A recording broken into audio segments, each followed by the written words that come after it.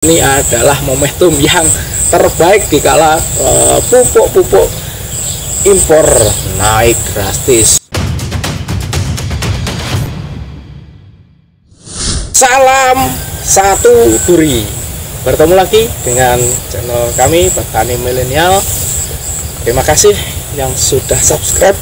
Yang belum subscribe kami tunggu, dan jangan lupa bunyikan lonceng notifikasinya biar ketika kita upload video yang terbaru kalian tidak ketinggalan informasi-informasi yang mungkin bisa bermanfaat buat kalian semua para petani. Oke, pada konten kali ini saya tidak akan membahas arit, saya akan membahas terkait dengan pupuk series, ya, melengkapi pupuk series yang banyak teman-teman petani buah naga tanyakan. Oke, akhir-akhir ini petani buah naga dipusingkan, ya, atau dibuat galau dengan adanya kenaikan harga pupuk yang sangat fantastis. Wow, ya.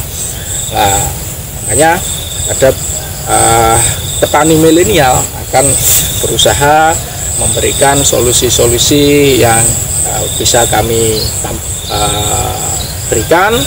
Salah satunya adalah kita menggunakan produk dalam negeri, guys, ya.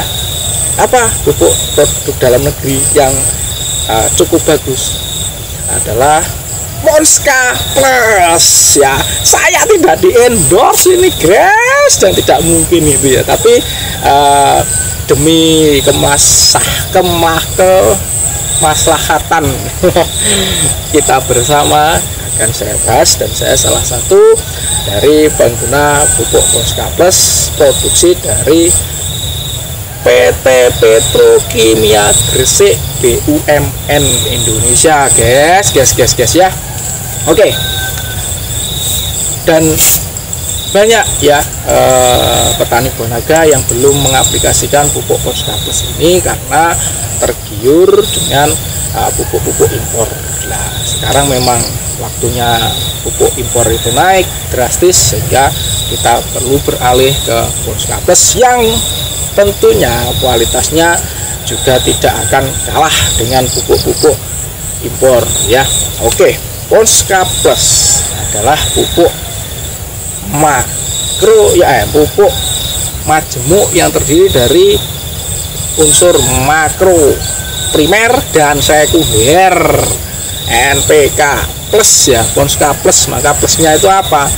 Kalau NPK-nya adalah kandungannya 15 dari 100 kg Monska Plus itu terdapat 15 kg nitrogen, 15 kg fosfat, dan juga 15 kalium atau potasium, ya.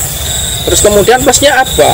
Nah, inilah yang membedakan Monska Plus dengan pupuk Monska subsidi, apalagi, ya.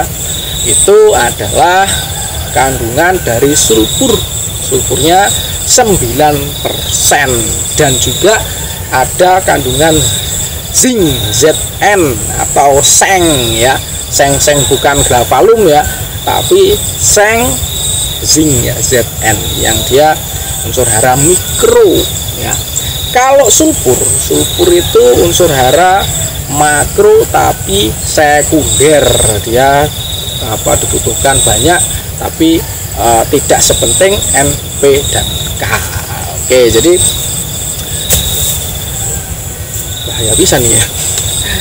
Jadi untuk unsur hara sulfur ini sangat berfungsi untuk pembentukan klorofil, ya.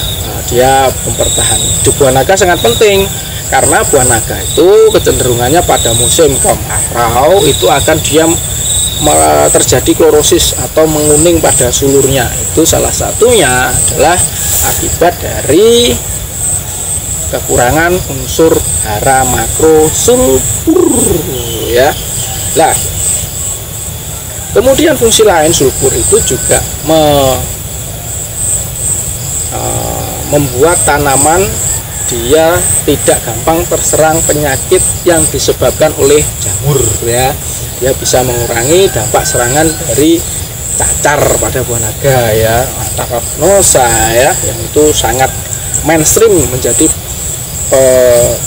hambat dalam budidaya buah naga. Oke, sedangkan ZN ini juga penting ya guys, ada 1000 ppm di sana ya. 1000 ppm itu maksudnya 4/million ppm gitu ya. Jadi ada 1000 part dari keseluruhan volume pupuk Ponska tadi ya. Nah itu karena sedikit tapi itu cukup karena unsur hara ZN ini dia kecil ya, dibutuhkannya sedikit tapi harus ada, dan fungsinya sangat penting ya, karena dia membantu pembentukan enzim-enzim untuk metabolisme karbohidrat ya. Jadi setelah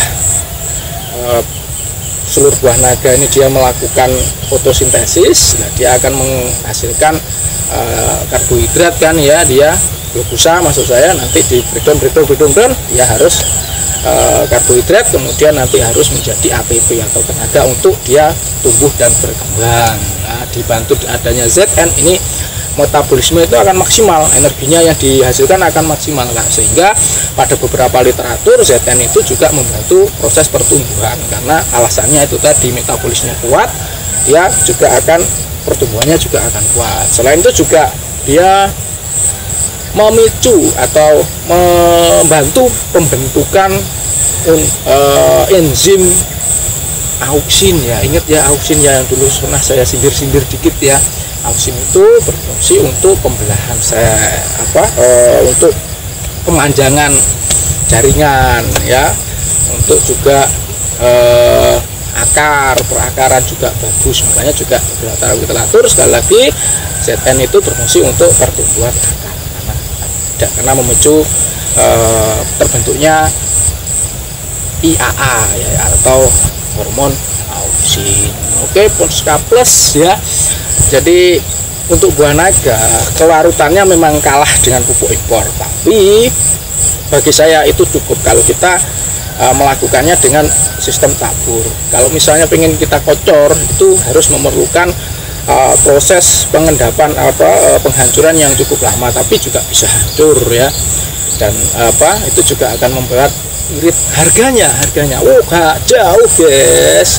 Untuk Ponska Plus itu ada kemasan macam-macam, yang banyak itu adalah kemasan 25 kg, itu harganya di kios itu beragam juga ya, tergantung wilayahnya, antara 180 sampai 250, tapi ya yang 250 jarang lah, itu biasanya di toko online ya. Tapi kalau di kios-kios 185, 200 itu ya, seperti itu ya. Jadi kalau misalnya dibandingkan dengan pupuk yang impor, berarti yang kalau detik ini masih lebih murahan Ponska Plus, dan itu adalah produk dalam negeri. Kalau Anda mengaku orang yang nasionalisme, petani yang nasionalis, yang cinta tanah air, maka mulai saat ini harus memakai Ponska Plus. Ini adalah momentum yang terbaik dikala pupuk-pupuk impor naik drastis. Oke, saya akhiri konten kali ini, mudah-mudahan bermanfaat. Sekali lagi jangan lupa subscribe. Salam satu duri.